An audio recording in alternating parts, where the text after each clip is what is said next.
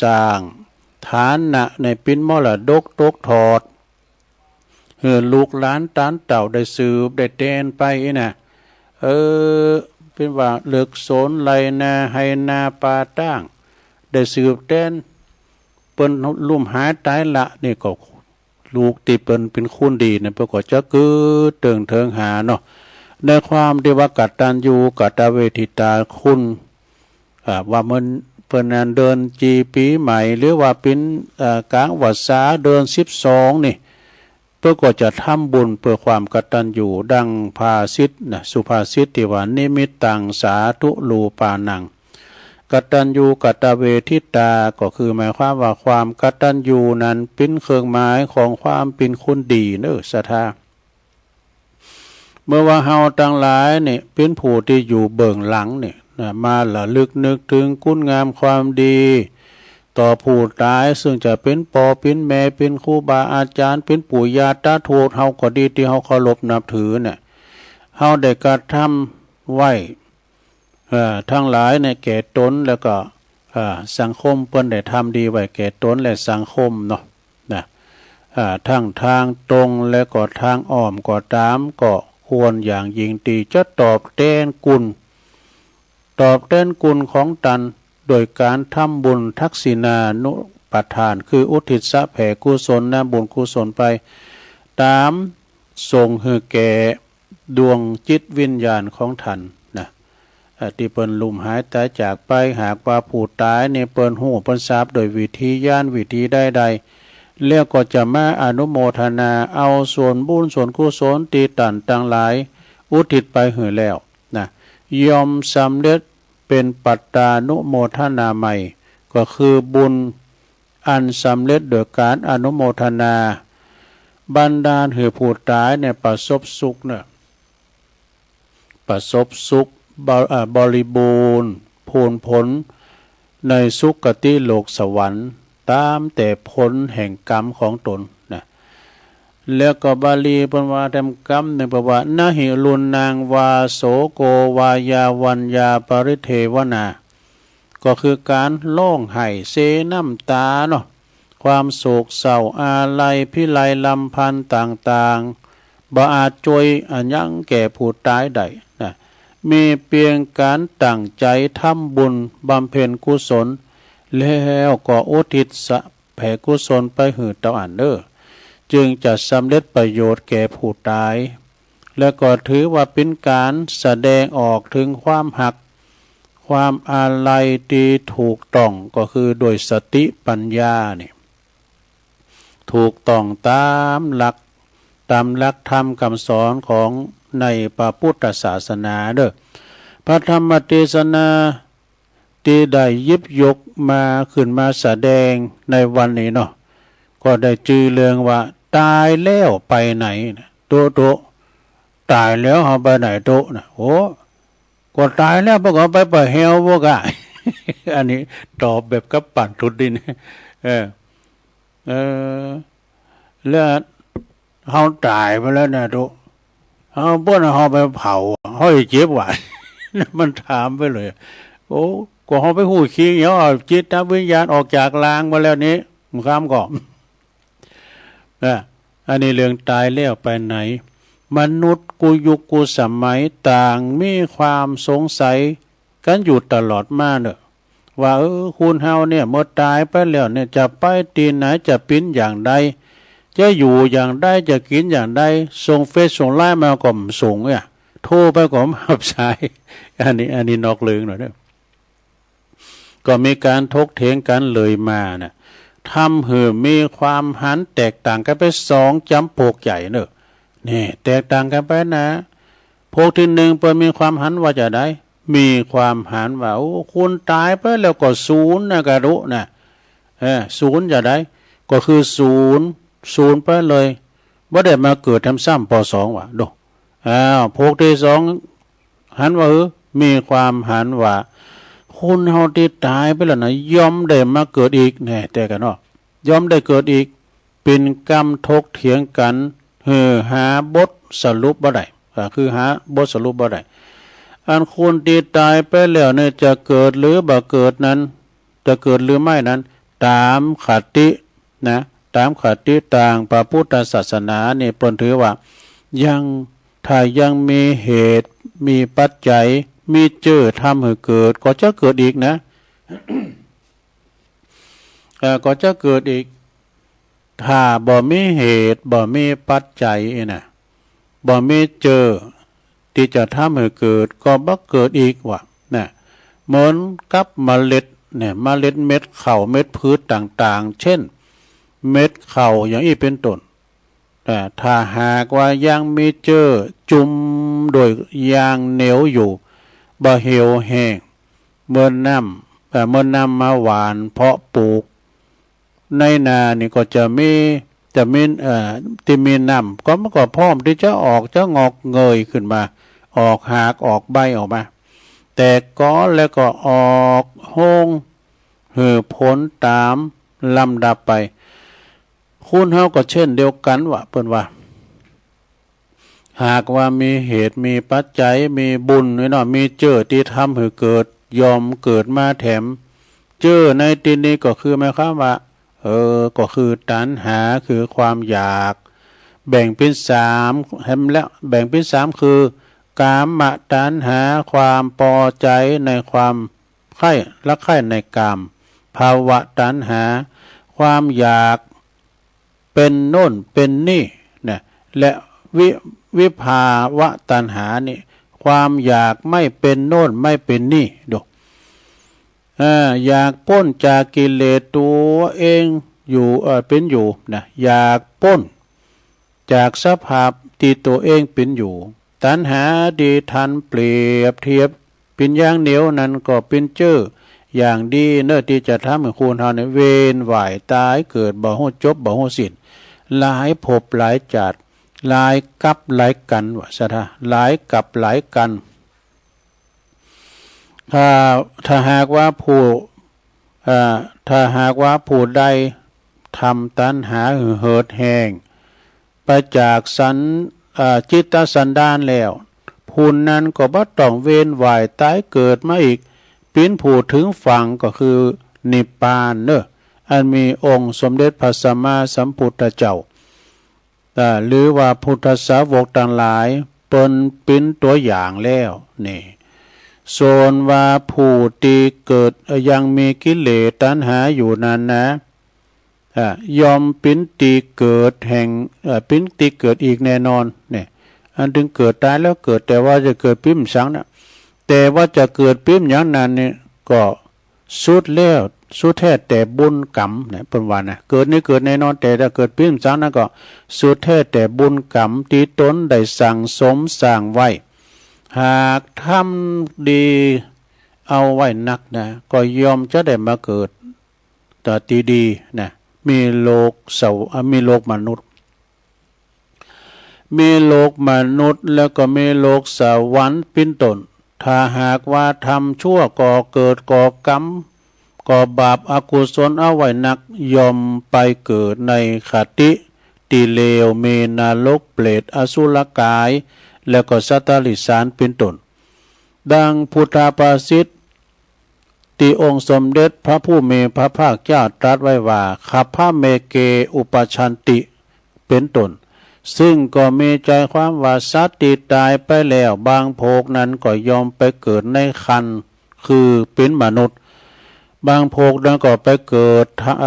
บางโภคก็เกิด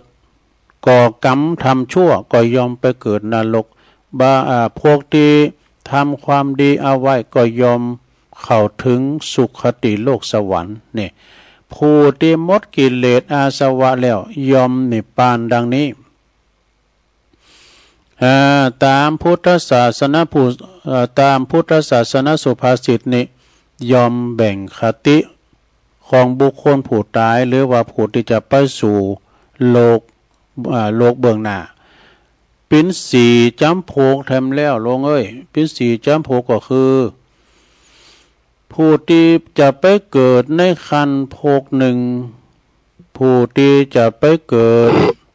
ในหมอนาหกอบายภูมิโภคหนึ่งผู้ที่จะไปเกิดในสวรรค์โภคหนึ่ง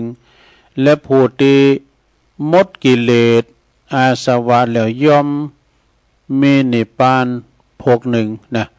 ซึ่งจะอธิบายตามลำดับต่อไปดังต่อไปนี้เด้อภพจำภพที่หนึ่งนะก็ได้แก่ผู้ที่ตายไปแล้วได้กลับมาเกิดเป็นมนุษย์อีกนั่นเพราะเหตุใดมีอะไรเป็นเหตุนี่ตอบได้ว่าผู้นั้นได้ผู้นั้นเพราะว่าผู้นั้นได้ประพฤติอย่างได้ประพฤติตามธรรมที่ธรรมคือเป็นมนุษย์เรียกว่ามนุษยธรรมเนี่ยมนุษยธรรม5ประการทำแล้วคือ1มีเมตตาเนอะมีเมตตารักใคร่ความรักใคร่เอื้อเฟื้อเผื่อแผ่แก่สัตว์ทั้งปวงงดเว้นจากการฆ่าและก็การเบียดเบียนสัตว์มีชีวิตทุกชนิดมีจิตตั้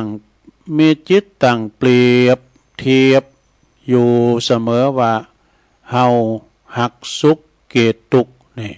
เรารักสุขเกลียดทุกข์หักชีวิตของตนฉันใดผู้อื่นแม้ว่าผู้อื่นก็หัก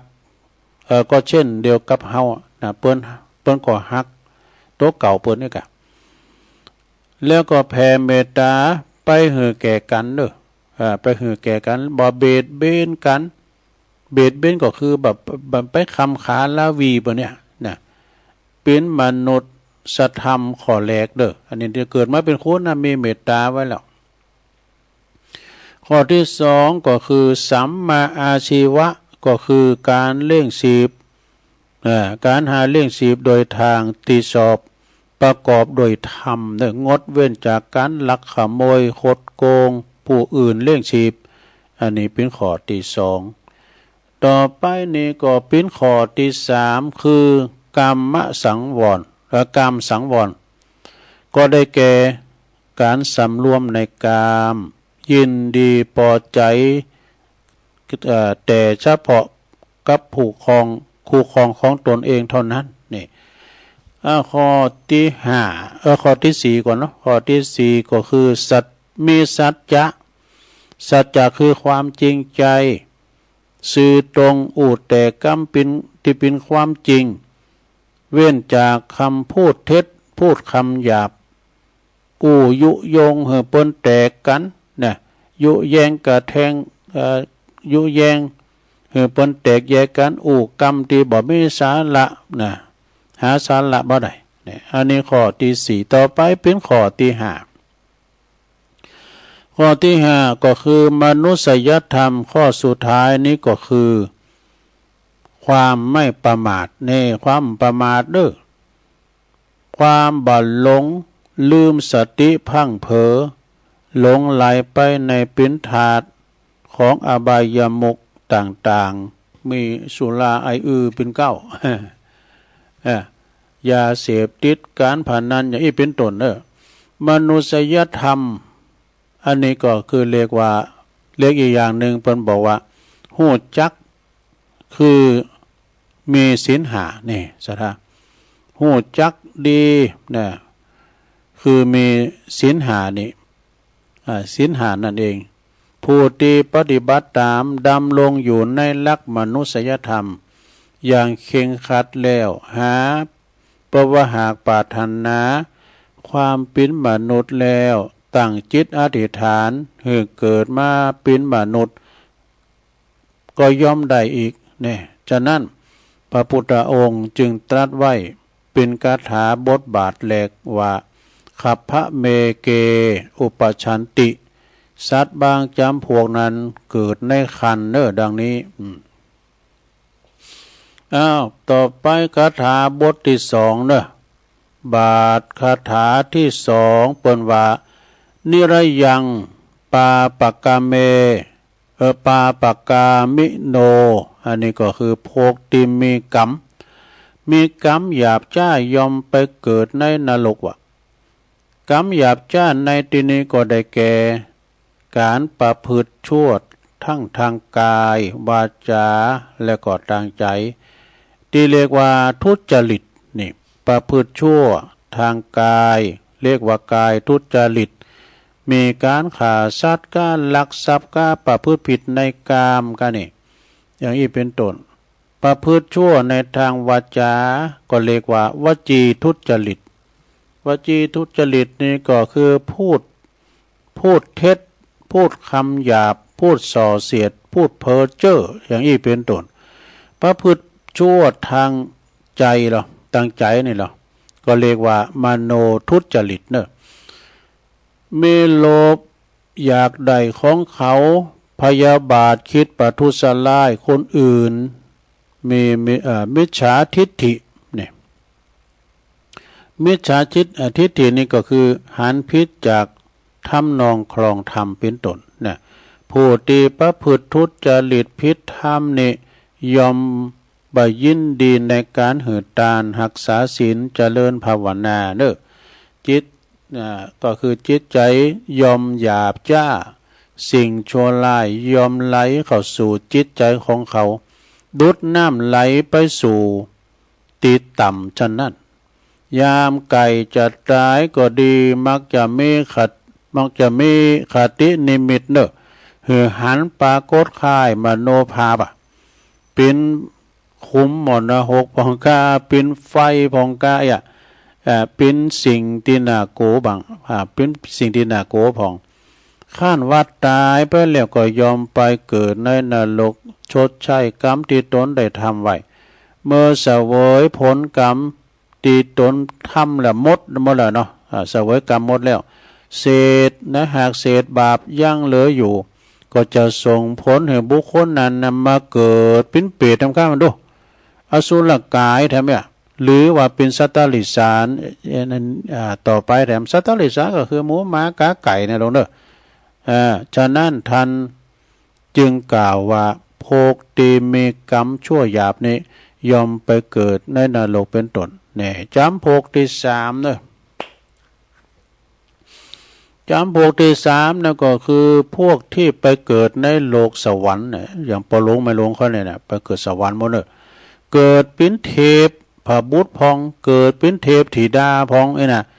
หากว่าเกิดไปเป็นพรหมพองตามแต่ผลของตนผลกรรมของตนที่ทำที่ใดไปเกิดในโลกสวรรค์นั้นยอมประพฤติตามเทวธรรมเนี่ยเทวธรรมนี่ก็คือทำที่ทำเหมือนเป็นเทวดานะคือมีสองประการคือหิริคือความละอายต่อบาปอบายต่อละอายต่อการกระทำชั่วทั้งปวงเพราะว่าจะเป็นบาปเล็กๆน้อยๆก็คือความรังเกียจดุจบุรุษผู้ที่มีความรังเกียจต่อคูดนะหลีกไปเสียให้ไกลฉะนั้นนะต่อไปก็คือโอตตัปปะนี่ก็คือความเกรงโกรธต่อบาปคือมีความโกรธต่อผลของบาปอกุศลทั้งปวงประดุจหนึ่งบุรุษที่มีความสะดุ้งหวาดเนอะสะดุ้งหวาดโกต่ออสรพิษเนี่ยเมื่อว่างูไม่หายนะเขาโกงูเนาะ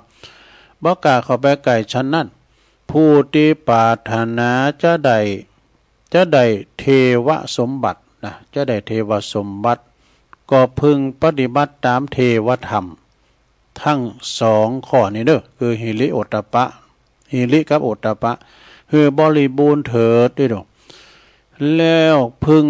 ตั้งจิตอธิษฐานไปเกิดในโลกสวรรค์นั่นก็ยอมจะสำเร็จตามความปรารถนาตีผู้ประพฤติตามหลักเทวธรรมนั่นแล้ว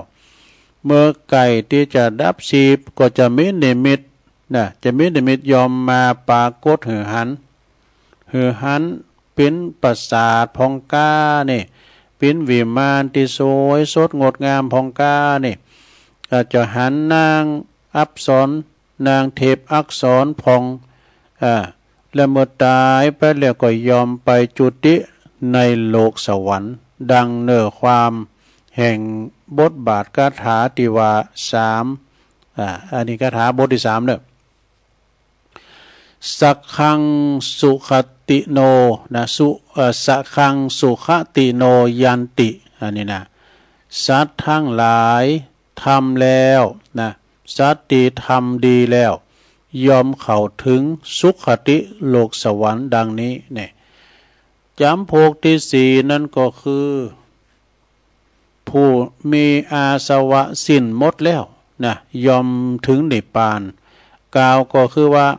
ผู้ที่ดำเนินตามอริยมรรคมีองค์8ประการเป็นต้น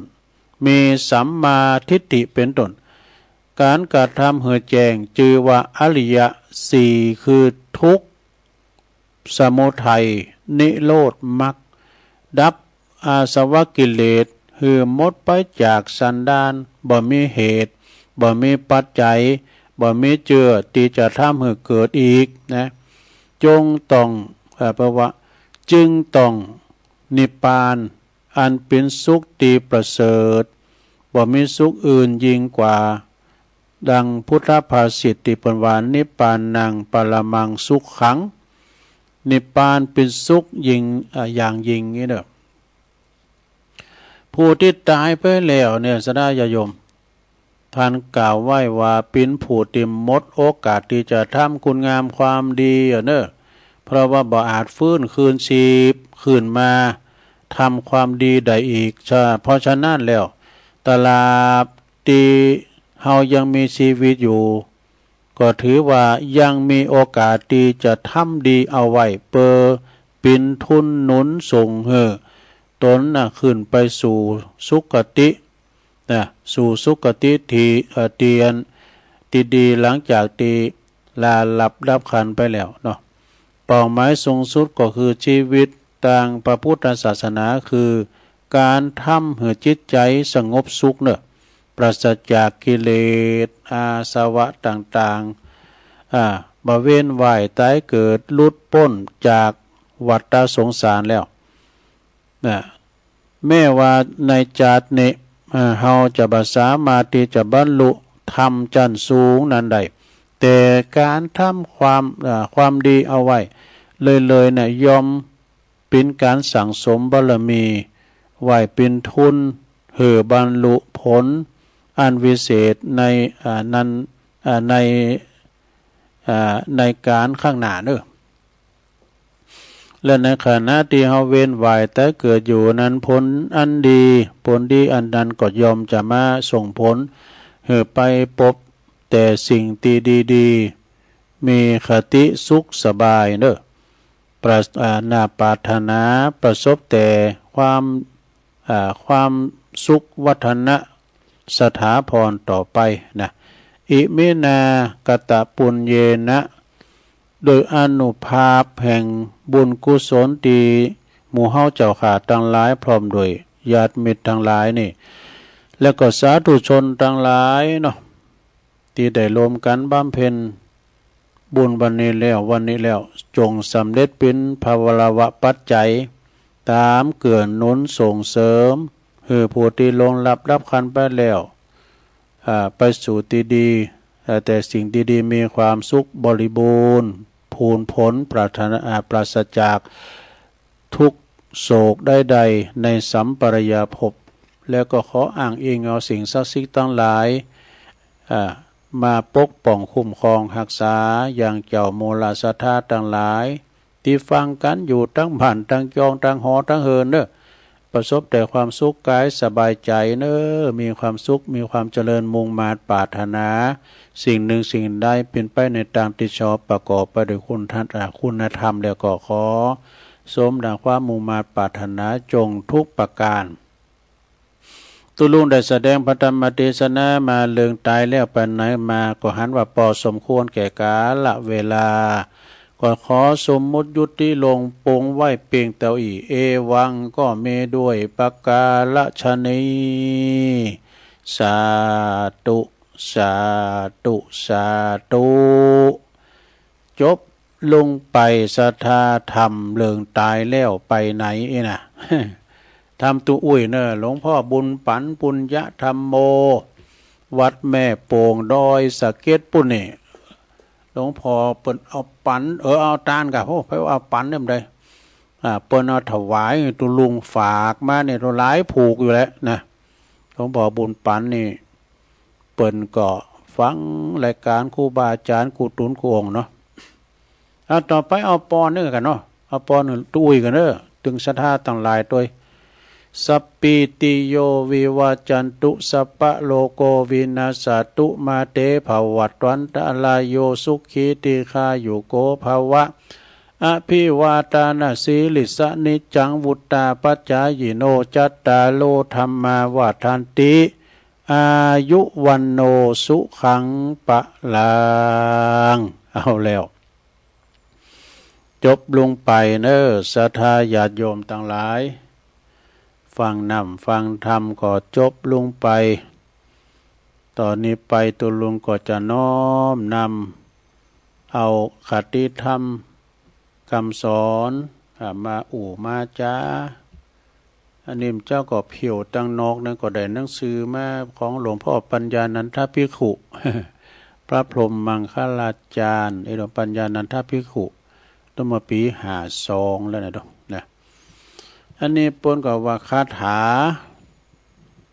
เปิดว่าคาถาพุทธศาสนสุภาษิตเปิดความไม่ประมาทในชีวิตดิดอก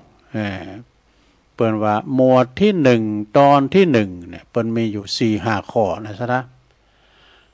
มี 4-5 ข้อมีหยังปะล่ำโอ้ประว่าภูเขาตั้งหลายล้วนด้วยศิลาอันไพบูรณ์นะบนดอยเนี่ยมันจะเป็นบ่าหินบ่าผาเป็นบ่าหินศิลาอันไพบูรณ์สุดสูงจดฟ้าเนี่ยพึ่งว่าพึ่งกิ่งบดซัดคือกิ่งมาใส่ซัดโดยรอบแม่ชันได้เนี่ยข้อที่2บอกว่าความแก่และความชรายอมครอบงำซัดและคุณต่างหลายก็คือบ่ว่าจะเป็นเจ้าฟ้ามหากษัตริย์หรือว่าพราหมณ์หรือว่าปกาหรือว่ากรรมกรหรือว่าคนจันทานและก็คนเขียนใจฉันนั้นนี่ข้อที่3ความแก่และความตายบ่เว้นภัยเลยแต่กันเนาะความแก่เว้นภัยความแก่เกิดแก่เจ็บตายเว้นภัยเลยยอมครอบงำสัตว์และคนทั้งปวงเลยทีเดียวในความตายนั้นยุทธภูมิแห่งกองทัพจ่างยอมบ่มียุทธภูมิแห่งกองทัพรถหรือกองทัพคุณเดินเท้านั้นย่อมไม่มีนี่ข้อที่4อันหนึ่งภัยก็บ่อาจจะเอาชนะความแก่และก็ความตายนั้นไปได้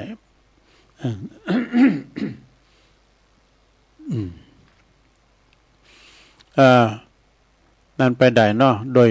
เวทมนต์คาถาได้ก็ตามเด้อนะจะยุดย่างความแก่ความชราความตายนั้นมันยุดย่างบ่ได้นะวันเวลามันลงเลยผ่านไปเนี่ยมันก็มจะว่าไปไม่ได้เนี่ยมันเอาความเฒ่าความแก่มาเฮาถึงวันเนี่ยวันนี้เฮาก็จะเฒ่าไปทั้งวันแล้วนะมันพองในขณะที่บ่ฮู้คิงบ่ได้ความจริงเฮาถึงวันก็เหมือนไฟใหม่เหมือนกันน่ะไฟใหม่มาผับนำเดี๋ยวนี้ไฟมันใหม่หมดอ่ะพอลงไม่ลงเขาก็โดนไฟใหม่ตุลุงอู๋นี่ก็โดนไฟใหม่ไฟหยังตุไฟที่นี่ก็คือว่าไฟเปธิไฟพยาธินะความแก่ความเฒ่าเนี่ยมันใหม่เข้ามาถึงวันน่ะนะมันเฮาก็เป็นไว้ไก่ฝังไปทีเดียวดูโอ้แล้วก็มีหยังจะยุดย่างห้ามได้เด้อไผจะไปห้ามได้มีคาถาอันใดเงิน100 ล้านพันล้านก็เติมได้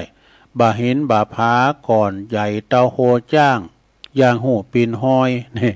ฮิหาไปเถอะบ่ต้องมาคอยเงินกองต่อดอยเอาตัวไปไม่ได้แต่กันเนาะเพราะเหตุนั้นแลนะผู้คนผู้ที่เป็นบัณฑิตเนี่ยเป็นผู้โหนะบัณฑิตนักปราชญ์เมื่อหันประโยชน์ของตนพึงมีเป็นผู้ที่มีปัญญาแล้วก็พึงปลูกศรัทธาให้มั่นคงในพระพุทธศาสนาในพระพุทธเจ้าในพระธรรมเจ้าและในพระสังฆเจ้านี่ข้อที่5นะผู้ได้ประพฤติธรรมโดยกายวาจาหรือว่าโดยใจบัณฑิตทั้งหลายยอมสักเสริญเยินยอว่าผู้นั้นในโลกนี้ทีเดียว เขาขั้นตายไปแล้วก็ยอมปราโมทย์บันเทิงอยู่ในสวงสวรรค์ดังนี้แหละจบลงไปข้อที่6กันรู้อันนี้ตอนตอนที่2เนี่ยมันมีเก่าข้อกันเลยเนี่ยสังขารทั้งหลายนี่บ่เตงเนาะว่ามันก็ไปเตงเมื่อใดมากันเฒ่ามาดูหูมีหูมอมาดูอันสิ่งที่มันเคยเจ็บก็เจ็บก่อนในปโต้หัวเข่าแข้งขาเนี่ยนะดีดพื้นอย่างจี้กุงอ่ะบ่เดือนนี้บอกว่าเด็ดตาลูกลูกนี่อย่างโง่อ่ะเอากุ่นลูกก่อนนะเนาะสาวฝากลูก2-3 ปีอยู่เดียวอ่ะจะนั่งรอเขียนเนี่ยสังขารทั้งปวงทั้งหลายบัดเตงแต่แน่นอน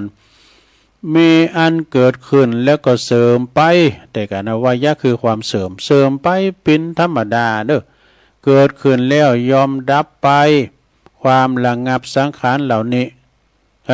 ความระงับสังขารเหล่านั้นโดยเสียดายเป็นสุขนี่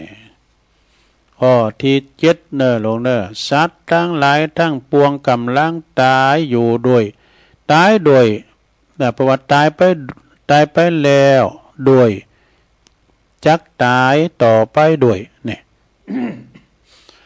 อันที่ตายไปแล้วก็ด้วยแล้วก็ที่จักตายไปแล้วก็ด้วยเราก็จักตายอย่างนั้นเหมือนกันว่าอันความสงสัยในการตายนี่บ่มีแก่เฮาโดด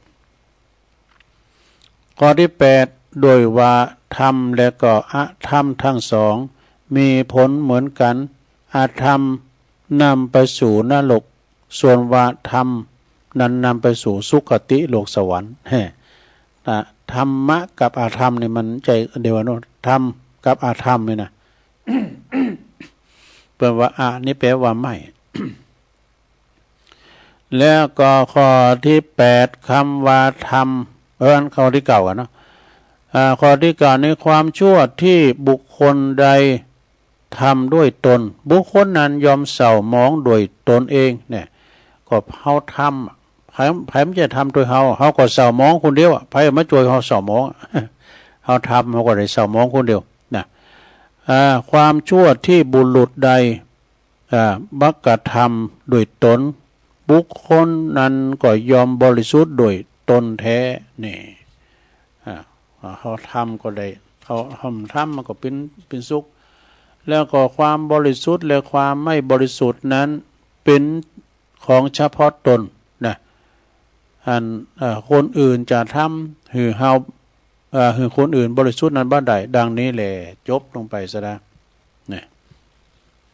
หนังสือธรรมของท่านปัญญานันทภิกขุตุลุงเพียวหนาห้องทรงนะยะแล้วก็ได้มาทำลายอันอยู่หลายเป็นธรรมก็มีนะแล้วตุลุงก็ธรรมนั้นหนังสือนั้นก็จัดดีไม่ไหนมันเกี่ยวเสร็จไปเลยนะอาศัยที่กะโลโมกะโลลำไยน่ะเป็นธรรมนะแล้วก็ก็ตุเจ้าเขาเพิ่นมาคูณเอาธรรมมาติดวันศีลเอาด้วยก่อน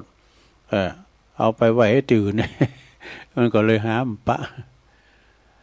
สดาญาโยมวันนี้สดาเปิ้นจะมีงานปุ่นนะงานสลักย่อมของพี่น้องเจ้ายองปุ่นวัดหลวงเว้งหลับปูนปุ่นนะเริ่มตั้งแต่วันที่1มาแล้วจนถึงวันที่7ก็เดือน12ปิ้งพอดีภายใต้หันสลากย่อมของพี่น้องเจ้ายองบ่รู้ไม่สร้างสุดเก้าสุดปลายเพื่อแสดงแสงสีเสียงแบบล้านนาด้วยไปพอกันได้ถึงวันนี้นะคนหนักคนหลายเปิ้นวันหนึ่งเดียวในโลกนะเปิ้นมีการแสดงหลายอย่างมีซ้อด้วยนะ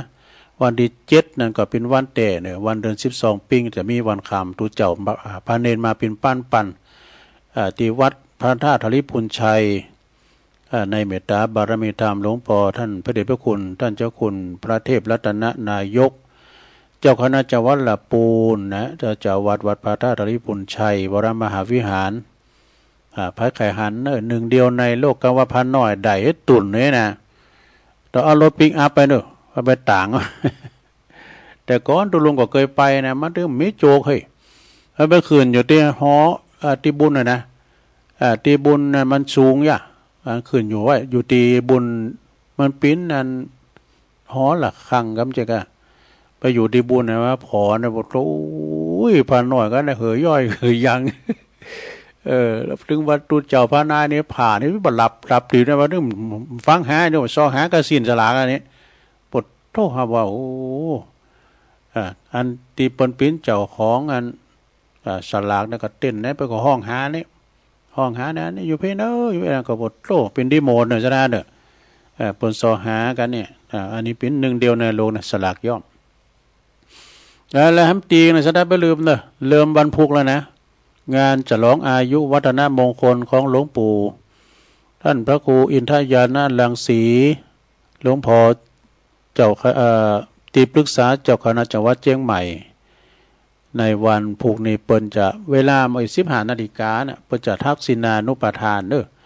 เปิ้นมีทำบุญ2 คึกนะวันพุกนี้ก็ทำบุญอุทิศถวายแด่บุรพาจารย์นะเวลาบ่าย3 โมงเนาะแต่วันที่4นั้นเปิ้นก็จะมีการ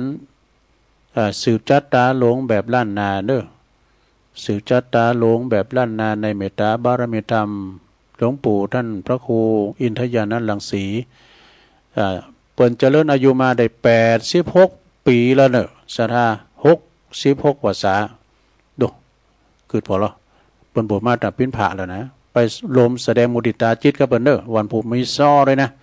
มีซ้อมีย้อนยุคด้วยนะอันนี้ก็ฝากฟังไว้เอาละเนาะตุลุงบริหารเวลามาเดี๋ยวชั่วโมงก็จะยอบอย่างให้นางเมืองก็เจ็บหลังเจ็บแอวเนี่ยอย่าโยมอะไรตุลุงก็จะพักเบรกสักกั๊มมากันเดียวก็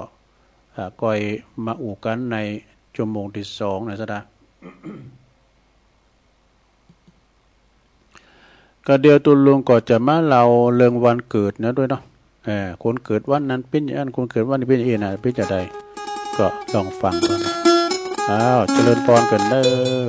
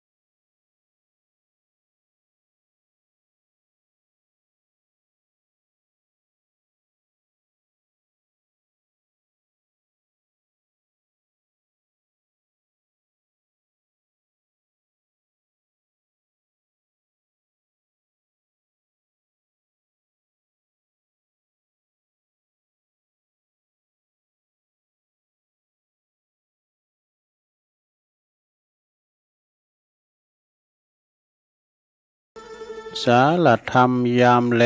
งรายการสารธรรมยามแลงทรงตอนบ่ายของวันพุธนี่ก็ตามปกติจะเป็นเวลาของอาจารย์พระครูอภิวัฒนวิกรมรองเจ้าคณะอำเภอดอยหล่อเจ้าอาวาสวัดปักตั้งเจริญประธานคืนสีขาวแต่เนื่องจากว่าท่านได้ไปปฏิบัติศาสนกิจนะอย่างที่ตุลุงบอกไว้เมื่อต้นรายการ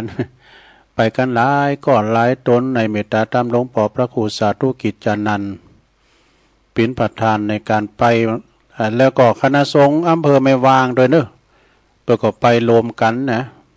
ไปแจกของอุปโภคบริโภคที่ภัยพิบัติจากดินสไลด์บ้านปางอุ๋งปุ่นแม่แจ่มปุ่นสะดาปุ่นมีการช่วยเหลือกันเนาะไปมอบของสิ่งละอันพละน้อยในน้ำจิตน้ำใจเป็นกำลังใจให้กับศรัทธาเปิ้นนะเปิ้นตกอยู่ในความเขตนะบ้านจองฮอเฮอเนี่ยหายไปหมดก็มีบางคนก็ล่มหายใจจากก็มีก็ไปแสดงความอาลัยห่วงใยแสดงน้ำจิตน้ำใจให้เปิ้นเนาะเปิ้นก็ปิกมาด้านเดินเนี่ยหลวงพ่อก็ยังมาเดินลุงนางอยู่ห้องส่งในรถไฟไปมาหันหมดอ่ะแต่พออยู่ต้องนองหันมาปิกกระโจกมืด ก็ยังมาหอดมาถึงกันเถอะนะแม่เจ็มพนดูไปตั้งแต่8 โมงเจ้าจากนั้นก็ตุลุงก็เลยได้มาเตนอาจารย์พระครูเปิ้นไลน์มาว่าขอตุลุงบริหารเวลากันเด้อตุลุงก็ไปไหนก็เฝ้าวัดอยู่วัดกงก ก็เลยบริหารเตนกันไปเนาะ วันพุธในตุลุงก็เป็นรายการตุลุงโดยตรง3 ถึง 5 โมงเนอะสเพเหละปากินากะก่อนดวงไข่แจงนะไปไข่ฟังก็ลูกเจ้าคำลูกเจ้าก่อนพิจังฟังย้อนหลังได้เนาะมีกติกรรมกรรมเมืองสอนใจเนอะมีกติกรรมเมืองสอนใจของเมตตาธรรมอาจารย์พระครูพิสุทธธรรมสุนทรตุลุงธรรมเนอะวัดบ้านใหม่กระหม่อมทองในประมอบหนังสือตุลุงตั้งมาปี63ปีเข้ากรรมนะดูข้อคิดคำคมคาลมตุลุงธรรมนี่การออกจากคิดจากใจเปิ้นว่าคติกรรมเมืองสอนใจเปิ้นว่าการวาจักแน่นก็ขอหืนแน่นเปิ้นว่าหืนแน่นอย่างบาแขว้งบาเขอเนี่ยเปิ้นว่านะการวาจักแน่นก็ขอหืนแน่นอย่างบาแขว้งบาเขอการวาจักเหลือหืนเหลือไว้แต่คุณงามความดีแต่กันนอกซะดาหืนเหลือไว้แต่คุณงามความดีการจักมีก็ขอหืนมีศีลมีธรรมนี่มีศีลมีธรรมเนี่ยอย่างพอออกซะดาเฮานี่ฟังน้ำฟังธรรมกันนี่กันนะมีศีลมีธรรมกันไปวัดไปว่าอาบน้ำฟังธรรมเนี่ยเนาะซะดาการจักวานนำไม่นะการวาจักนำเนี่ยก็คือหมายความว่าหื่นนำไปในทางที่ถูกที่โคนเนี่ยสระนำไปตามที่ถูกที่โคนเด้ออย่างผู้นำในหมู่บ้านเขาปลงเขาเนี่ยเป็นนำเขาหรอกนะเปิ้นตกทุกใดยาก็ปะว่าละนะเอาพระจะช่วยนำโถมก้ายนะเปิ้นก็ไปห้อมกันในบ้านปลงไว้นะการจักจวนกันนี่ก็คือจักจวนกันในทางการว่าจักจวนอย่าจักจวนกันไปในทางเสริมเนี่ยเนาะจักจูงจักเจิญจวนกันไปทางที่เสริมเนี่ยไปเปิดบ่อนก็มันจะกัน การว่าจักเลิมนะการว่าจักเลิมก็ขอเลิมล่ำไปในทางก็อย่าเลิมล่ำไปในทางผลาญอย่าเลิมล่ำไปทางผลาญทางผลาญการว่าจักเวียกทำการจักการว่าจักเวียกทำการอย่าทำการผิดกฎหมายบ้านเมืองนี่สระอย่าทำผิดกฎหมายบ้านเมืองการว่าจักโขดจักเครื่องนี่โขดเครื่องอย่างที่มีเหตุผล อย่างมีเหตุผลไม่ใช่ว่าบ่ลือปื้อปามอย่างน้อยก็โขดก็เกตอันดับใจละนะการว่าจักคบคนคบคนตีปึงใดแล้วก็ช่วยกันได้สระเนาะ ปึงใดจวยใดเนอศรัทธาญาติโยมอันนี้ก็ขอขอบคุณเนาะหนังสือกำคมของตุลุงธรรมพระครูพิสุทธิ์ธรรมสุนทรเจ้าอาวาสวัดป่าบ้านใหม่กระหม่อมทองก็อยู่นี่เด้อวัดบ้านใหม่กระหม่อมทองนะอยู่ที่ไหนตุเปิ้นก็อยู่ที่ตำบลนครเจดีย์อำเภอป่าสร้างเนี่ยตุลุงก็จังไปช่วยงานประโยชน์เนาะเอาละตอนนี้ไปเจ้าวานิมกัมเนี่ยเกิดเนสถานเด้อว่ามันสอนเนี่ยตุเอาบทที่สองก่อนเนาะเอาบทที่สองก่อนมันเป็นกำมลกำงานเดี๋ยวจะทำมานะลงเด้อเป็นกำมลกำงานก็จะว่าไปถึงกะเราเลิงหือฟังไผเกิดวันตีมหยังวันหยังเป็นวันทีตัวนี้น่ะมันจะเป็นเจใดเป็นเจ้าใดก็ลองฟังก่อนเด้อเป็นกำมลกำงานนะซะนะตุลุงจะเล่าหือฟังนะอันนี้ก็ตะเต้พองหลินพองเด้อฟังเอาโมนเด้อลงเด้อมันแม่นจริงหรือว่าแม่นจริงก็หัวนะเฮาก็ลองฟังไว้นะคุณที่เขาเกิดมาเนี่ยนะวันเกิดเตาตีประวัติวันเกิดตีเตาใดการขับโดยประมาณนะให้เกิดวันทีมอย่างอันนี้เอาวันทีก่อนเนาะก็เดี๋ยวก็เดินนะคุณเกิดวันที่หนึ่งว่าเป็นว่าอุปนิสัยในเป็นคุณกล้าหาญเนี่ยไม่ก้มหน้าไม่ก้มหัวให้ใครเตรียมแต่ยาว่าหน่อยบุญปานเกิดวันหยัง เกิดวันหยังคือเด้อไปเกิดวันหยังนะแล้วอันนี้ตึงเดินกันนะคุณเกิดวันที่สองเป็นเพื่อนเป็นคนสำคัญเนี่ยเปิ่นเป็นคุณสำคัญเนี่ยคุณเกิดวันที่สามท่านคือเพื่อนที่แสนดีแน่เปิ่นที่แสนดีนะคุณเกิดวันที่สี่จริงใจและก็มั่นคงเนี่ยคุณเกิดวันที่สี่นี่จริงอกจริงใจเนอะจริงใจไม่ใช่จริงโจ้แล้วก็คุณเกิดวันที่ห้าเนี่ยเสาห้าคุณเกิดวันที่ห้าก็คือนักอุดมการหรือว่าบางทีก็เผด็จการเหมือนกัน คุณเกิดวันที่ห้านะไปเกิดวันที่หยังพองโยมเมื่อคืนคุณเกิดวันที่หกเนี่ยอยู่ใดโดยความหักเนี่ยปีนี้ดูคุณเกิดวันอะไรเนี่ยแล้วก็คุณเกิดวันที่เจ็ดเป็นวันนักเล่าประสบการณ์นี่เป็นนักเล่าดูเรานิทานครับเนาะคนเกิดวันที่แปดทุกอย่างต้องพร้อมนี่พร้อมทุกอย่างต้องพร้อมนะคนเกิดวันที่เก้าก้าวหน้าก้าวหลังคือก้าวหน้าเจ้าความคิดเนอะนี่เป็นคุณเจ้าความคิดนะคุณเกิดวันที่เก่าเนี่ยเป็นคนเจ้าความคิดดีนะคิดในทางดีทางกุศลคุณเกิดวันที่สิบเหรอแข็งหรือไม่ก็แกร่งนี่เป็นคนแข็งแกร่งนะจิตใจมีความอดทนคุณเกิดวันที่11แม่จะเจ้าอารมณ์แต่ก็เป็นคนที่มีความคิดสร้างสรรค์นี่คุณเกิดวันที่11นะแล้วก็คุณเกิดวันที่12คนเก่งที่มีเพื่อนน้อยคุณเกิดวันที่12นะเป็นคนเก่งแต่มีจมูกหน่อย ฟังอมรนเนี่ยไปถือเป็นแต่นะอีแม่เกิดวันศีลเราว่าจะได้ตู้ เกิดวันศีลกับวันศีลนะกะแล้วคุณเกิดวันที่13น่ารักน่าคบนี่คุณเกิดวันที่13น่ารักแล้วก็น่าคบด้วยคนเกิดวันที่14น่าทนุถนอมนี่คนเกิดวันที่15เห็นง่ายรู้จักยากเนี่ยเห็นง่ายรู้จักยากได้กึ่งเดือนนั่นเนอะคุณเกิดวันที่15นะต่อไปวันที่16ไม่ลุ่มหลงอะไรง่ายๆเนอะมันเจอภัยง่ายๆเนี่ยคุณเกิดวันที่16นี่นะเนาะคนเกิดวันที่17สมบูรณ์แบบทุกอย่างนี่เกิดวันที่17นะหลงเกิดวันหยังคุณเกิดวันที่18ตีปรึกษาผู้เคร่งครัดเนี่ยเป็นตีปรึกษาผู้เคร่งครัดคนเกิดวันที่19นะเปี่ยมด้วยกำลังภายใน เปี่ยมด้วยกำลังภายในคนเกิดวันที่20เนี่ยตุลุงเกิดวันที่20แล้วพอท่านเป็นจังหวะเป็นแต่เป็นเลขหยังคุณเกิดวันที่20ตุลุงเกิดวันที่20เอาเป็นเจ้าอารมณ์อารมณ์เหมือนใบไม้อ่อนไหวเชื่อคนง่ายว่าไทยเจ๊เนอะแต่น่ารักอันนี้โอ้ยังแควหน่อย แปลว่าอารมณ์เหมือนใบเหมือนใบไม้ไหวว่ะแต่น่ารัก แต้มนี่ต่อไปคุณเกิดวันเดือน21ลง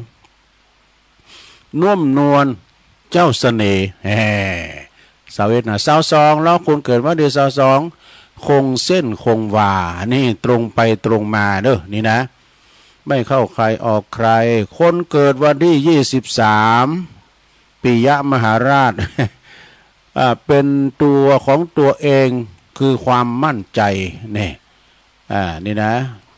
คนเกิดวันที่24มีน้ำใจไมตรีดู24ก็จัดเน้นนะมีน้ำใจไมตรีคนเกิดวันที่25รวงข้าวที่มีเมล็ดมากเนี่ยหงข้าวตังนี่มันอ่อนน้อมนะซะนะเม็ดข้าวรีบนี่มันจะตังถ้าเม็ดข้าวเต่งนะมันจะอ่อนน้อมอ่อนไว้แล้วก็อ่อนน้อมเนี่ยอ่อนน้อมถ่อมตนนะคุณเกิดวันที่26สุขุมมองไกลเนี่ยสุขุมนะมีจิตใจสุขุมพอไกลพอโลกในแง่ดีคุณเกิดวันที่27ซื่อสัตย์ยุติธรรมประจำใจปุตตัวนิสัมเนตเนอร์27นี่นะคนเกิดวันที่28เนาะเลื่อยมาเรียงแปลว่าจังเนาะนี่นะเปิ้นนึกเข้าใจโอ้ฝุ่นตกแล้วนะลงเด้อคนเกิดวันที่29ใครรักใครไม่แปลเปลี่ยนไม่แปลผัน ไม่ผันแปลโทษอันนี้หักจริงนะรักจริงหวังแต่งคนเกิดวันที่30นะขี้ใจน้อย ขี้ใจน้อยเกิด30ไผบอกฮะ30อาจารย์สมหวังคุณนั่นแหละนะขี้ใจน้อยก็ คนเกิดวันที่31นะต้องการกำลังใจเน่เปิ้นว่าลองคือพอแล้วมันเหมือนจันที่เปิ้นว่าน่ะมันก็ไปเหมือนเนาะไปแหน่ไปนั่นเนี่ยเอาหัวโมนนั่นน่ะลงเด้อหัวโมนโอ้กันไปกูผ่ามาก็เป๊ะมากับฝุ่นตกลำเจ้าพี่น้องดอยสะเก็ดเปิ้นโทรมาฝุ่นตกขนาดดอยสะเก็ดตอนนี้ก็เริ่มตกแล้วเนอะพักคือของเจ้าพี่น้องดอยสะเก็ดฝนตกขนาดแล้วตอนนี้ไปจะว่าถึงวันเกิดนะชนะคนที่เกิดเดินนะเป็นเดินก็คือหมายความว่าไผเกิดเดือนมกรากุมภามีนาเมษาเอกะนะคนบุคคลใดที่เกิดเดือนมกราเปิ้นว่าเป็นคนมีความคิดรอบคอบดีมากความคิดมากรอบคอบคิดมากชอบสะสมแล้วก็ประหยัดทะเยอทะยานเนี่ยชอบเอาชนะอดทนชอบเอาชนะอดทนเชื่อมั่นในตัวเองเนี่ยมีความต้องไม่หงุดหงิดเนี่ยเจ้าระเบียบเนี่ยอีนะขนาดเดือนแรกนะมกราเนาะต่อไปเดือนที่2กุมภาใครได้เกิดกุมภาฟังตะนินะเป็นบุคคลที่ล่าเริงนะเพื่อนเยอะแยะแต่เพื่อนแท้น้อยเนี่ย แล้วก็ชอบยิ้มแย้มแจ่มใสชอบทำตัวชอบทำให้คนอื่นมีความสุขจางอู่จางจ้าตีหน้าเก่งว่าหันเป็นว่าเป็นคนเป็นตัวของตัวเองสูงเป็นตัวเองสูงชอบอิสระเนี่ยแต่เอาแต่ใจเนี่ย อันนี้กุมภาต่อไปเดือนมีนาไปเกิดเดือนมีนาฟังตอนนี้ชอบหันใจคุณอื่นเนอะเนี่ยมีใจอบอ้อมอารีเข้าใจเข้ากับคุณง่ายเกยคุณโวยปรับตัวได้ดีขี่เงานะอ่อนไหวง่ายขี่งุดงิดบางทีก็เจ้าอารมณ์แปรปรวนปากเป็นว่าปากร้ายบ้างแต่ลักคนง่ายขี้ลืมเนี่ยขี้ลืมนิดหน่อยนี่ก็มีนาต่อไปเมษาเนอะเมษาไปเกิดเดือนเมษาเดือนปีใหม่สงกรานต์ก็เป็นอย่างนี้เนอะเป็นนิสัยเหมือนเด็กว่ะนะอยากหู้อยากหันเบื่อง่ายกาใดกาเสจู้จี้ไม่ชอบเอาใจใครชอบอิสระหึงแล้วก็หึงและหวงคนรักขี้โมโหหงุดหงิดง่ายทุกอันนี้ไปทั้งแบบเนี่ย เกิดว่าได้แต่หลง ต่อไปคนที่เกิดเดือนพฤษภาคม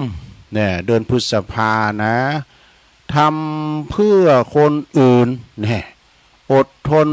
ดื้อรั้นนิ่งเนี่ยแต่คือเป็นคนดื้อรั้นนิ่งบ่ค่อยแสดงออกโคตรยากแต่ก็โคตรนานเนี่ยแต่โคตรเกตมานะโคตรนานด้วยแล้วก็ฮักสร้างฮักงามฮักสวยฮักงามประหยัดเนอะอ่อนไหวต่อความฮักแล้วทุ่มเทมากทุกอย่างเนี่ยอันนี้เป็นเดือนเมษาต่อเดือนพฤษภากันเนาะต่อไปเป็นเดือนมิถุนาเนี่ยไผที่เกิดเดือนมิถุนาฟังเป็นคุณฉลาดมากกว่าคิดอะไรเร็วกว่าชาวบ้านดูชอบคิดชอบพูดชอบเขียนมีมหยังเข้ามาสองอย่างนี่นะ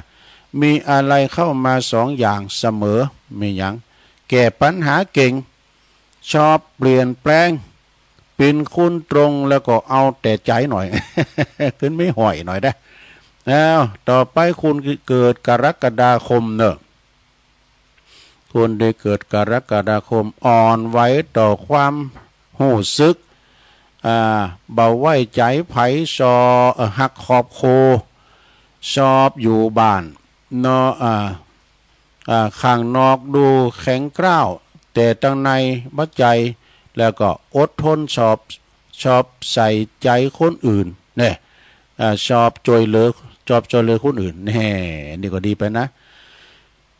ต่อไปเป็นเดือนสิงหาเด้อสิงหาคมเป็นคนที่เกิดมาเดือนสิงหานี่เป็นคนฉลาดปราดเปรื่องแล้วก็แต่หญิงในศักดิ์ศรีบ่ย่อมบ่ย่อมไขง่ายๆเนอะนี่นะชอบปิ้นผู้นำนี่ชอบปิ้นโปโลงกับนั่นเนาะชอบอิสระเจอหมันในตัวเองแล้วก็ขี้งุดงิดใจห้อน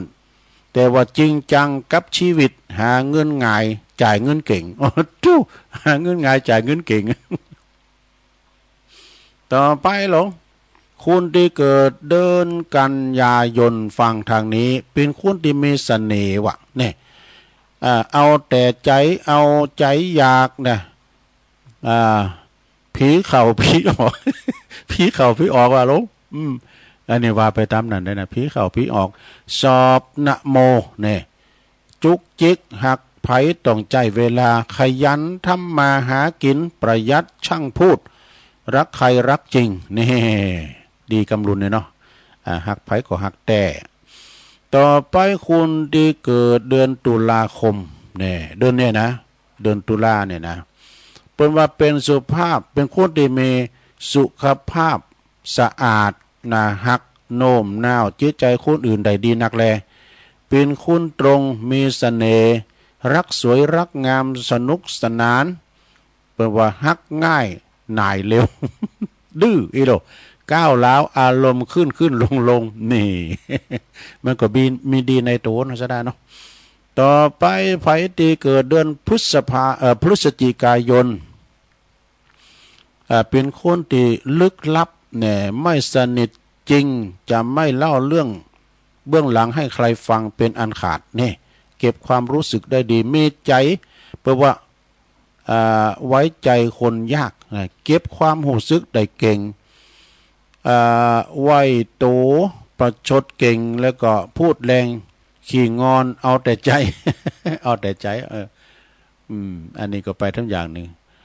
สุดท้ายเดือนธันวาคมนะเป็นคนที่ชอบออกบ้านออกจองเป็นว่าเป็นคนที่ชอบออกนอกบ้านมักโจกดีมีมักโจกดีเลิงเงินอารมณ์ดีขี้ลิ่นนี่ชอบชอบพูดนะคำปรึกษาได้ดีนะฉลาดรอบขอบแก้ไขปัญหาเก่งจริงใจไม่ชอบแฟนขี้งก จบสดายาโยมฟังอามนนั่นนะตุลุงจะเป็นหมอดูหมอดาวอย่างนี้นะอันนี้เป็นสูงมากเนาะขอบคุณพี่นันพลเนอะเป็นสูงมากก็อันนี้ก็ว่าไปเนี่ยฟังเอาม่วนฟังเอางานสดายาโยมทั้งหลายโอ้มืดมาติ๊กๆเนี่ยก็ว่ามันจะ จบลงไปซะนะฝนจะตกเนอะตุจ่อนั่นวายไปเลยอ่ะมันจะตกฝนจบลงไปเด้อศรัทธาญาติโยมทั้งหลายตอนนี้ไปก็สอหาอันใดมาวาแถมนี่ศรัทธาเวลาตุลุงถึงเหลือหลายวันพุกนี้ก็ตุลุงจะมาเตธรรมในที่ว่าเดี๋ยวนี้เปิ้นถึงเวลากินต้านสลากหักใหม่วันพุกเจ้านี่จะเอาทำสลากกระพัดเนอะอานิสงส์ของการต้านเข้าสลากกระพัดนี่ปิ้นจะได้ปิ้นเจ้าใดพุกลองฟังพุกเจ้านะทำสลักกระพัดทหารก็เต็ดกุเปียนะถึงหน้านี่มาแล้วก็สอหาคติธรรมมาเล่าสู่จู้กันฟังกันไปศรัทธาญาติโยมได้ฟังกันไปแล้วก็จะได้ประกาศข่าวสารงานบุญในส่งตอนเจ้านี้ก็จะพิเศษหน่อยนะจะมาตักตังลายแล้วก็จะมาเปิดสายหน้าไม้เอกะสะดาเนาะเอาละเอานี่มาวาทำกรรมหนึ่งเกินศรัทธาญาติโยมทั้งหลายเนาะเราสู่จู้กันฟังไปเพราะว่าทรงเวลาในเวลาตอนบ่ายนี่คุณฟังก็จะบ่ป้อหลายสักตัวใดก็ฟังกันไปเนาะสะดาอันนี้เปิ้นก็ว่าบ่มีเงินหมดอันนี้เดี๋ยวพออันนี้มันเป็นอันคำคมแห่งล้านนากันเนอะคำคมแห่งล้านนากำบักเก่าเนอะนี่นะรวบรวมโดยปครูอำนวยกับลำพัด ก็เลือกสรรหาที่มันกินอกกินใจหน่อยเนาะเปิ้นก็บอกว่าบ่มีเงินหมื่นจะไปลืนหน้าตู้เจ้า บ่มีไก่ติมเหล้าจะไปลืนเจ้าลืนนายนี่มันเป็นคำอย่างใดลองฟังบ่ได้ลงเนอะเนี่ยตัวเจ้าหน้าเงินอย่าเอ็มใจกล้าไปลืนหน้าตัวเจ้าเนอะมีเงินหมื่นนายอ่ะแล้วบ่ขอเสาวิหารนั่นแล้วนี่นะเปิ้นก็บอกว่าบ่มีเงินหมื่นนี่บ่มีเงินหมื่นเงินแสนอย่าไปเข้าไปคุกคีกับพระนี่กับพระกับตุนี่นะเพราะการที่เข้าไปคลุกคลีในวัดในวานั้นก็จะต้องเป็นคนที่ใจข้อนักแน่นเสียสาระทั้งการงานแล้วก็ทั้งเงินทองโดยด้วยนี่เพราะว่าอาจจะต้องควักเงินนี่ควักเงินมาออกมาทำบุญเปิดว่าซื้อวัสดุอุปกรณ์ก่อสร้างนะสร้างศาสนาสร้างศาลาก็วัตถุต่างๆถาวรวัตถุก่อนอย่าเปิดประชุมนะครับเปิดประชุมในวัดเนี่ยโอ้ก็เรื่องกินเรื่องตาลเนี่ยเปิดกับไผจะหับอย่างก็หับไปเสาวิหารก็ตุนหมื่นเนี่ยมันตุนใหญ่ด้วยเนาะโธ่ลุงนั้นเปิดเนี่ยเมาป่ะน่ะลงเอาต้นเลยนะจดไว้บ้าเอาต้นเลยนะหมื่นเลยอ่ะโอ้ยินดีเนี่ยเพราะนั้นโตผูกเปิดปัจจัยฮะโอ้ป้อมจะเอาลูกเอาเมื่อไรเราถึงมือเราทางไหนมาฮื้ออันนี้มันใจหาเลยออกปากฮับไปเลยเนี่ยเพราะว่ามีเงินหมื่นเดี๋ยวไปลืนหน้าตัวเจ้าเปิ้นก่อสร้างปกแปงอย่างต่างๆนี่ก็ต้องใจศรัทธาวัสดุอุปกรณ์ปูนกาเหล็กปูนหินดินทรายศรัทธาหมู่เฮาเจ้าขาทั้งหลายก็ห้อมกันไปตามแต่ได้พองก่อห้อมเหล็กพองก่อห้อมปูนเนี่ยกะนะพองก็จะเอาหับเป็นเสาเป็นตุ่นก็คือแปะก็จอฝ้าปั่นลุ่มก็กะศรัทธาญาติโยมเนาะนะหากว่ายังเป็นคนดีหาเจ้ากินคำไหมนะไปหับไปเลยเนี่ยบ้าเอาจดต้นแล้วเด้อจดไว้ป้อกรรมเดี๋ยวไม่จำปอมันจะเชี่ยงไปยกมือก่อนเมื่อกี้นี้เนาะพอหน่อยไปตัวหากันก็ป้อหับป้อได้เป็นว่าโมคิงว่ะแล้วก็ไปหมายความว่าหากว่ายังไปเป็นคนหาเจ้ากินคำอยู่แล้วก็จะไปเฝ้ายุงเด้อดนอกจากว่าใดหลับบุญกุศลแล้วก็จะได้บาปติดโตด้วยเอาปากไปเลยสำหรับเจ้านายเนาะเจ้านายนั้นหากว่าบ่มี ไก่ติมเหล้านี่ซะนะบ่มีไก่ติมเหล้าก็อย่าไปคบหาเด็ดขาดดูนี่เพราะว่าการที่คบเจ้าคบนายนั่นนะบางทีน่ะนายในเปิ้นมาเยี่ยมด้วยเยี่ยมที่บ้านเยี่ยมที่บ้านก็จะต้องเล่งมีการเล่งดูปูปาดเล่งดูปูสื่อเจ้านายเนาะเพื่อจะได้รับผลประโยชน์ต่างๆด้วยก็ต้องมีการขาไกเล่งมาเล่งเจ้านายตามธรรมเนียมที่เคยปฏิบัติกันมาเจ้านายมาบ่อยๆก็ต้องขาไกบ่อยๆไก่ผู้โจกดได้บ่อยๆดังนี้ท่านจึงห้ามบ่หือเอามานะบ่หือเอาไว้นะห้ามเอาไว้บ่มีเงินหมื่นจะไปลืนตู้เจ้าบ่มีไก่ติมเหล้าจะไปห้องเจ้าขึ้นบ่ไปห้องเจ้าขึ้นบุญเฮินเนี่ยเป็นอย่างอีเนอสะดาญาโยมทั้งหลายที่จริงก็ไม่ใช่อันนะสะดาการปกแปลงห่างสร้างวัดสร้างว่านี่ก็แล้วแต่เจตนาเนี่ยเพิ่นก็ว่าไผจะฮับก็ฮับมันได้บักมันได้แบนนะตามแต่เนิ่นนาบุญกันว่ากันบ่มีผู้ใหญ่ใจบุญในทุนใจดีทางกรุงเทพกรุงไทยเพิ่นมาตอดกฐินเนี่ยไปอย่างนึงกันเนาะได้ตอดกฐินเนี่ยก็ปันแล้วพองนี่นะจะหมู่เฮาเจ้าขาดทั้งหลายก็ตามแต่เจตนาเนี่ยเปิ้นหอมร้อยเฮาก็หอมซาวเนาะแถมบทนึงเปิ้นก็บอกว่าบ่กินก็ปาก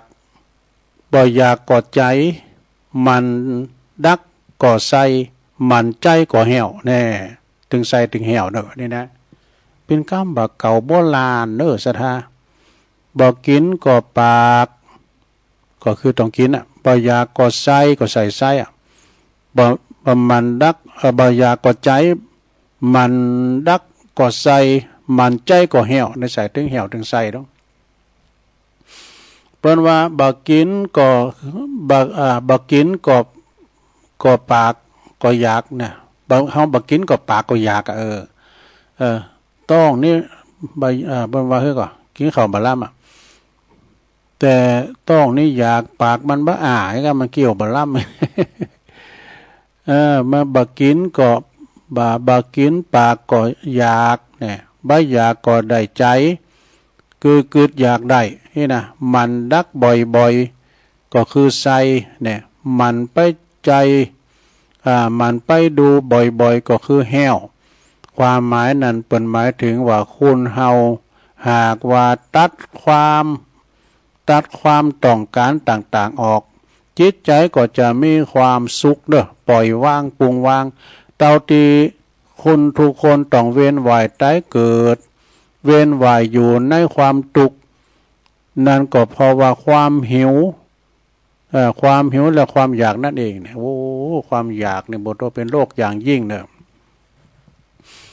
ความหิวความอยากนี่นะจากกอปากอันนี้นะศรัทธาก็จบลงไปแล้วก็แถมตอนหนึ่งเนี่ยใบโบห่อจ้างตั้งนาห่อซอนหอยตั้งนาในซอนหอยแล้วก็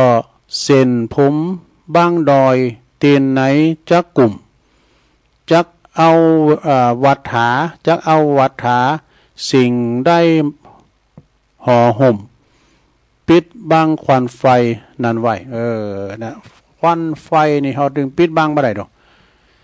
มันถึงปิดบังบ่ได้นะใบตองในห่อจ้างก็หมายถึงอย่างจ้างตายในทั้งตัวเอาใบโบปิดมาถึงบ่มิดดอกต่างน้ำที่เขาหน้าเนี่ยมันมาบังโตหอยไว้นะตั้งหน้านี่หูจักคนเราเดี๋ยวนี้หูจักเนาะเพื่อขางน้ำใส่หน้าเนี่ย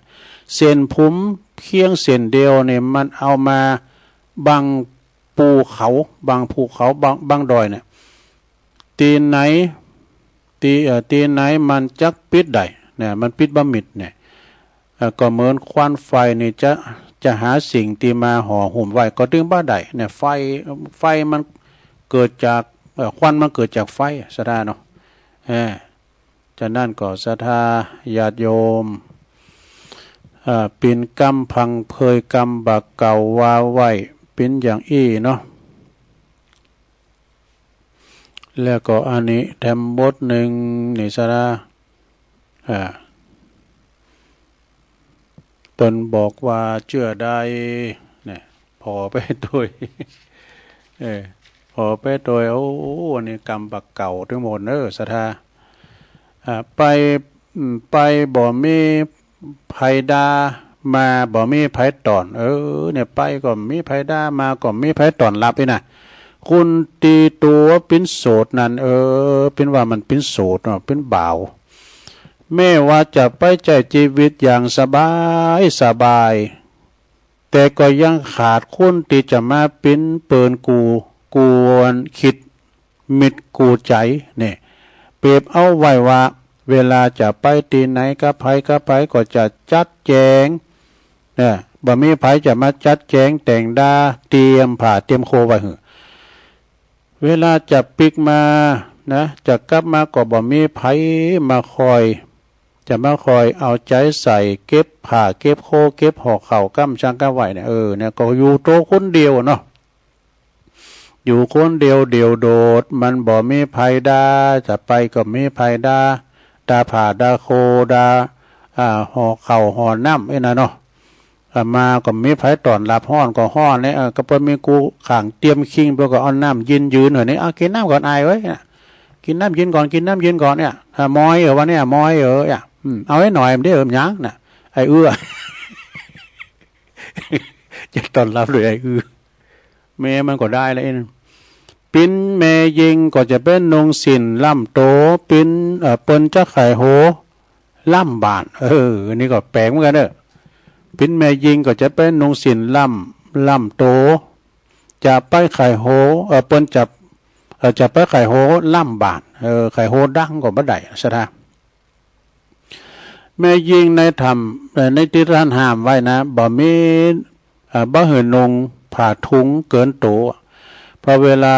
เดินจะท่ามหือเกิดเสียงดังเนี่ยคุณโบราณทันว่าผู้หญิงคุณไหนนงผ่าเดินเสียงดังผับไปน่ะทันว่าเป็นคุณกาลีเนี่ยเป็นคุณกาลีแล้วก็ทันว่าบักหือไข่โหเสียงดังเนี่ยบักหือไข่โหเสียงดังเพราะว่ามันพิษจัญญาตีแม่ยิงสาวจะไข่โหดังเสียงดังเกินแต่พระไข่โหเสียงดังเด้ออันนี้ก็เป็นธรรมอย่างหนึ่งเนาะศรัทธาญาติโยมทั้งหลายป้าผ่าโตบยามเมื่อไก่แจงนี่ทำก็ไม่รู้ป้าผ่าห่มไก่แจงป้าจิ้นแห่งเมื่อเขียวร้อน อันนี้ก็มีเราทำเนาะแต่ตุลุงจะมาเตะถึงฟังดูแต่พอความหมายมันกันเด้อปะผ่าตัวเมยามไก่แจงปะจิ้นแหงเมื่อเขียวบ่มีเผื่อมาปะของดีก็ปอเถ่าปอแก่แล้วนี่เปิ่นว่าเจอผ่าห่มเมื่อไก่แจงไก่สางนี่เจอเนื้อตากเนื้อจิ้นตากเนี่ยนะแห้งก็เมื่อเขียวรุดเขียวร้อนมดปากไว้แล้วเนี่ยเผื่อว่ามาปะมาจะมาปะอย่างเนี่ยของดีก็ถูกอกถูกใจก็เฒ่าแก่ชราไปเสียแล้วนี่เป็นกรรมบาปเก่าพังเวยเนอะลงเนอะกรรมบาปเก่าโบราณเปิ้นเขียนเอาไว้นะพี่น้องไก่กินโหไก่พี่น้องไก่กินแสนมุยจางเขียนได้กรรมบาปเก่าลงเนาะมันมีกรรมเป๋บ่นะอย่างนั้นเข้าป้าปิ่งนะเนาะเข้าป้าปิ่งที่เพลงลุงใจเข้าห้องนะกูมาเกินฮอดไอ้น้อยมาหายแม่วันนั้นนะบอกกูกินจีนวันข้ามลูกไปก็นั่นไปอยู่ไกลเด้อเมื่อไหนเปิ้นมาเฮานี่ก็แห่มื้อแม่ถึงวันกินเด้อเข้านะเดี๋ยวเอาออกไปต้งก่อนนะแฮมเบิดมือก็เอาพักปังให้มันชักหาบเด้อกูมักอันนี้ในเพลงบ่นะเพลงดวงใจเขาไอ้แซมเขาว่าปีน้องไก่กินโหไก่ปีน้องไก่กินแสนมุยหมายความว่าเชื่อใดเพิ่นก็บอกว่า พี่น้องอยู่ไกลกันเนี่ยนานๆน่ะมึนๆเลยถึงจะมาเยี่ยมมาใจมาเยือนหากันในสักเตือนหนึ่งมีแต่ความยินดีนี่มีอะไรอย่างก็เอามาสู่จู้กันเนี่ยก็มีอะไรอย่างก็หาแบ่งหามาสู่จู้กันกินเนี่ยนะเอาไก่มาตอนก็เนี่ยเอาไก่ลูกพุ่นมาดูจะว่าเขาตอนรับนะมันพี่น้องไก่ดูแล้วก็ส่วนว่าพี่น้องไก่นั่นนะพี่น้องที่อยู่ไก่กันนะมักจะมีแต่เรื่องกระทบกระทั่งกันนะทะเลาะเบาแหว่งกันจนว่าเป็นเหตุให้ได้เกิดการวิวาทกันบ่อยๆนี่สถานี่จนต้องเปรียบเทียบเอาไว้ว่าอยู่ไก่นี่เหมือนกับจะกินสันขวานก็คือสันมุยนะสถาญาโยมก็จะไปละปีน้องบ้านไก่คุณไก่โหหิมเฮานี่นะเหมือนกับวัดกับว่านี่ก็เหมือนกันเนี่ยบางคนนี่คุณอยู่ไก่วัดนี่มันถูกกับวัดก็มีนะจะไปเยอะเวลาว่าไปซักเสริญคุณไก่เนี่ยนะเวลาสุมาเนาะอยู่ดีมันสุกเกิดว่าขโมยขาโจรก้าไฟใหม่แต่ลามวัดก้าเนี่ยว่าไก่มาเดี๋ยวฮกมาถึงก่อนดูจะแลนมาถึงก่อนดูหมู่ไก่เนี่ยมันได้มันจะมาถึงนี่นะเนาะสาระแต่บทหนึ่งปีน้องพิษกันก็เหมือนมีดฟันน้ำอย่าผูกมันกำเว้นนี่อันนี้นะสาระปีน้องกันเนี่ยไปพิษพ้องมองใจกันเด้อปีน้องกันนั้นเมื่อมีเรื่องทะเลาะวิวาทกันตันเปรียบเอาไว้ว่าเหมือนกับมีดฟันน้ำนี่ผ้าฟันน้ำในรองแล้วผ้าแวงฟันน้ำแล้วดิ้มดิสเลวใส่แค่หัวเข่าใส่อันหน้าแข้งเขานะตุลุงลองบอกแล้วปนคุณถามว่าจะผ้าฟันน้ำเอาฟันแล้วมันจะมาซื้อมันสเลวมาใส่ขาเข้าไปนะปนเปรียบว่าเหมือนกับเฮาเอามีดฟันน้ำมันยอมบักขาดจากกันขั้นว่าหายโกรธเคืองแล้วก็มาหักไข่ปองดองกันอีกเนี่ยบ่มีวันอาฆาตพยาบาทกันเนี่ยสถานี่พี่น้องพิษกันก็เหมือนมีดฟันน้ำฟันแล้วก็อั้นหายลอยคุณที่เป็นเมาไอ้น่ะโตว่ามันฟันบ่าปูดบ่าขาดกาเนี่ยมันว่าเอาน้ำแข็งมือมาว่าปุดเลยว่าแตกกันเนาะ ปีน้องพิษกันเหมือนมีดขีมเมฆนะแฮมบดนะเปิ้นว่าปีน้องกันเหมือนมีดขีมเมฆเต็มฝนแล้วหากตึงมีเนี่ยฉันเตือนนะมันนั่นแต่ซะนะการเอาฟันมีดฟันผ้าเนี่ยนะโอ้ตัวขาวคว้างแหละเอาซุกไว้ในฟักล้อมพุกมาจากพอในขีมเมฆแต่มันก็ยังคุ้มอยู่นะมันขีมเมฆมากินมันนะเนี่ยเพราะว่าขีมเมฆมันเกิดกับเล็กเนี่ยซะได้ญาติโยมเนาะขีมเมฆนี่เกิดกับเล็กแต่นะเปิ้นก็ว่าปีน้องกันเหมือนมีดขีมเมฆก็คือสนิมนะเต็มฝนแล้วหากตึงมีเนี่ยปีน้องเปิ้นเปรียบเหมือนเล็กกับสนิมยอมอยู่กูกันวะเนี่ยยอมอยู่กูกันการวิวาทนั้นก็ยอมเป็นธรรมดาระหว่างปีน้องเด้อเหมือนสนิมเหมือนขี้เมฆสนิมเนี่ยที่มันเกาะกินเนื้อเล็กนั่นหากว่าเฮานำไปฝุ่นกับบ่เห็นแล้วสนิมนั้นก็จะลุดหายไปซึ่งก็จะต้องมีการปรับความเข้าใจซึ่งกันและกันเด้อความบาดหมางกันก้านี่ก็จะหมดหายไปแต่กันเนาะซะด้านเนาะพี่น้องกันเนี่ยปโตการออกมาต้องเดียวกันเนี่ยจะไปพิษกันเด้อซะด้าเตก็ยังว่าเด้อซ้ำเตอนะเปิ้นถึงว่าดอกใครพี่น้องพิษกันนะเอาเงินในการยืมเด้อมันถ้าเด็ดๆเอาเงินในการยืมเด้อมันถึงพิษกันเนี่ยได้เต็มหมดก็เพิ่งไปอาศัยกันปีกันน้องกันเนาะซะด้าญาโยมมีธรรมบทหนึ่งตุลุงเคยเล่าไปตลอดนะ เป็นความสามัคคีเป็นเขาห้ามเรื่องปีเรื่องน้องนะลูกปนว่าคือก็เฮาพี่น้องกันนั้นฮักกันเอาไว้อย่าได้ตัดก้อมสิ้นเปียงการปี้ว่าแล้วน้องจักไปเถียงตัดก้อมสิ้นเปียงได้หยังพ้องเจ้า เกิดแล้วก็ตายบ่เมินก่อเท่าหนีความตายไปบ่พ้น ยากะตำกำฮื้อมันล้ำล้นกำมันจังไส้ตันเห่าปี้น้องอย่าถือเฮาเขาจักปาเอาเฮาหมางใจเป่าจ้อยพี่น้องเฮานั้นอยู่กันเป็นถ้อยบ่มีมนทินขุ่นจำเนี่ยพี่น้องพิษกันก็เหมือนมีดฟันน้ำฟันแล้วก็อั้นหายลอยกันว่าน้องผิดนิดผิดหน่อยตัวพี่ก็คอยภัยโตดเฮอยามเจ็บยามเป็นไผจักมายื้อบ่เหมือนวงเดียวพี่น้องเนาะนะพยายามเจ็บยามปีนเนี่ยเหมือนปีเหมือนน้องสักอย่างนะไผจะมาพอก้อยดูแลไปอยู่ห้องยุคห้องยาก็ได้ปีได้น้องนี่แล้วไปยื้อไปเยี่ยมไปใจหากันเนี่ยนะปีน้องการต้องกันมาเนี่ยคนอื่นคนไกลเขาก็มานั่งสองเมตาพออั้นดูได้บ่เหมือนพี่น้องช่วยกันลวงลายยามบ่สบายช่วยกันพอเฝ้าพ่องปันแผ่วเงินพ่องก็ปันแผ่วเข้าช่วยกันยุกยาพอไป พี่น้องใกล้กันเฮาหวังไข้ใจยามเจ็บป่วยไข้หิวแรงยามอยู่จุ่มเนื้อจักไปปากแข็งจากกำรุนแรงเล่าเหนือเล่าใต้ มัวเมาพิษกันแล้วเฮาจักได้อันยังคืนมาแล้วไทยเนี่ย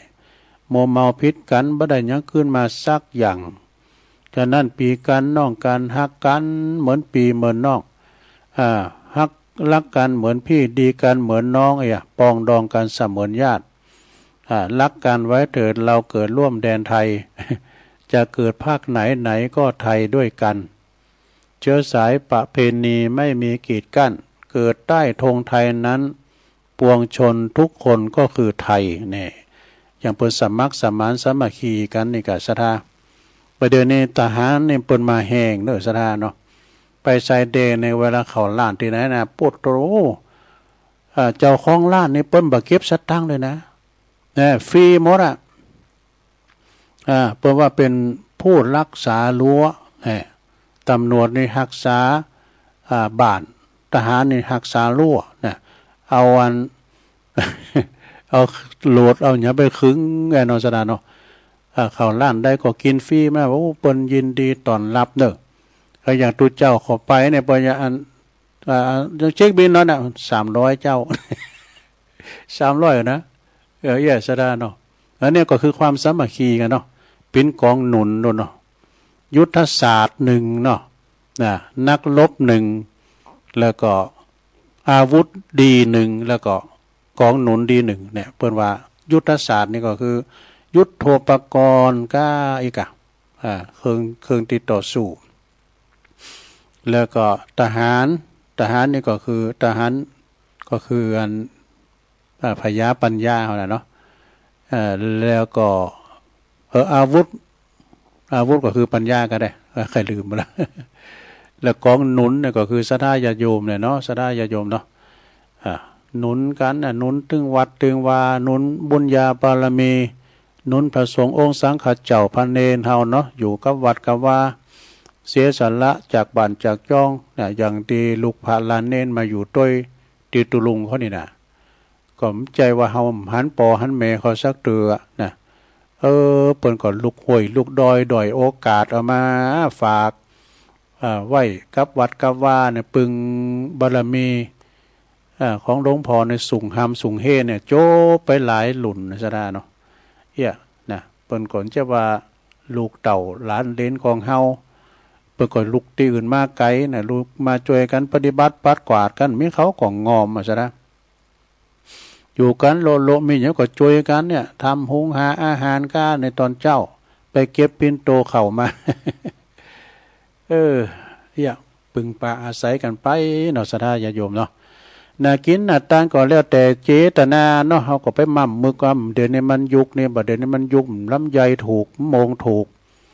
หยังก็ถูกกันไปหมดนี่ยุคสงครามยุคน้ำท่วมตัวนะก็ตามแต่ฮิหามาได้เด้อฮิหามาได้เปิ้นก็บ่ใช่ว่าจะเลไลนะต่างวัดก็แล้วแต่เจตนาเนาะแต่เฮาบ่คือมันนั้นสับสนในการตานกลางวัดสาก็คือตานแบบทำเปตพลีนะศรัทธาเขาก็ตานไป บางพองก็จ่อจงเอาก็จะต้านในวันนั้นนั่นน่ะเรียกว่าวันเดือน12ปิ้งก็ต้านวันใดก็ได้เนอะศรัทธาญาติโยมเนาะเอาจะต้านเดิน12ปิ้งก็ดีหลังเดิน12ปิ้งก็ดีตึงเดินก็ดูเดิน12นี่นะจะโยมพิบาลเป็นไขประตูหมอนะ6ตั้งแต่เดิน12ออก1ค่ำมาละตั้งแต่เตงคืนมาละดูจะไปปิดก่อนให้มันเตงคืนเดินดับว่ะดูเดินนึงก็ดู ฉะนั้นก็อยู่ไปตานไปนะลงเนอะนะน้องจะกินจะตานถึงวันมึนๆในตานเตือเอาละบ่ศรัทธาญาติโยมดังหลายเนาะตุลุงก็บริหารเวลามาครบ2 ชั่วโมงได้มาตกมาแทนอาจารย์พระครูเพิ่นเนาะเพิ่นไปปฏิบัติศาสนากิจก็อยู่เพิ่นไปแทนเพิ่นไปวันพุกเจ้าตุลุงจะเอาทำอานิสงส์การต้านเข่าสลักกภัตตาหารมาตีเป็นมรดกธรรมตอนเจ้าเนอศรัทธาญาติโยมไผลูกเจ้าก็ฟังไปไผลูกเจ้าก็ฟังย้อนหลังได้เนาะในวันพุกนี่ก็พัดศุกร์เสาร์ศรัทธาญาติโยมก็อดถาได้ฟังกันไปเนาะก็ขอขอบคุณเจ้าของคืนสถานีกูคืนโดยเนอตีเปิลหลิงสัญญาณนำรายการครูบาอาจารย์ครูตนครูองไปออกรายการเปิ่นแล้วก็ขอขอบคุณศรัทธาคุณเฒ่าคุณแก่ที่เปิ่นฟังกันอยู่ต่างฮอดต่างเฮินต่างบ้านต่างจองทุกท่านทุกคนโดยเนอตัวลุงก็จะนำรายการนี้จากลาศรัทธาไปก่อนเนออูผิดพลาดประการใดก็สุมาอาภัยกับญาติโยมโดยเนอวันพุกเจ้าป้ากันใหม่จกดีมีใจเหมือนกันจุโคนจุตาเนอสัพพิติโยวิวัจจันตุสัพพะโลโกวินาศตุมาเตภวัตวันตรายโยสุขีติคายุโกภวะอภิวาตนาสีลิสานิจังวุธาปจายโนจัตตาโลธรรมาวัตันติอายุวันโนสุ